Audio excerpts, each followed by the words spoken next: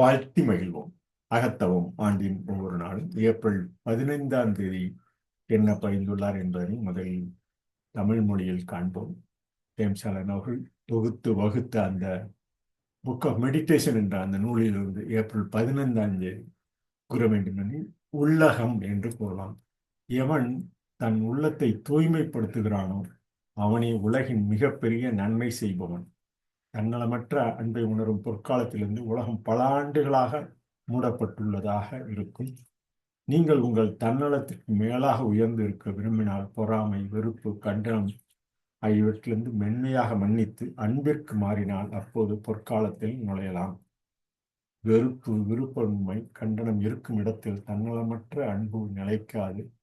எல்லா கண்டனங்களிலிருந்தும் நிறுத்தப்பட்ட உள்ளத்தில் மட்டுமே அது வாழ்கிறது.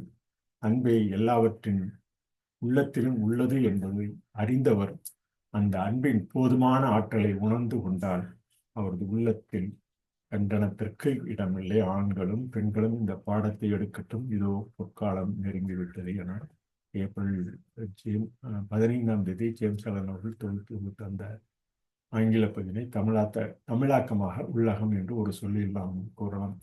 What is is in English in April 15th soul, we can say it in acrostic words, sense of unity lover, call it in single word with the acrostic soul. He who is purifies his own heart is the world greatest benefactor. The world is and will be for many years shut out from that golden age, which is the realization of self is love. If you The world will be for many years shut out from that golden age, which is the realization of self is love. You are willing, may enter it now by rising above your selfish self. If you will pass from prejudice, hatred, and condemnation to gentle and forgiving love, it resides only in the heart that has ceased from all contamination, where hatred, dislike, and condemnations are. Selfless love does not abide. He who knows that love is at the heart of all things and has realized all sufficient power of that love has no room in his heart for condemnation. Let man and woman take this course, and lo, the golden age is at hand.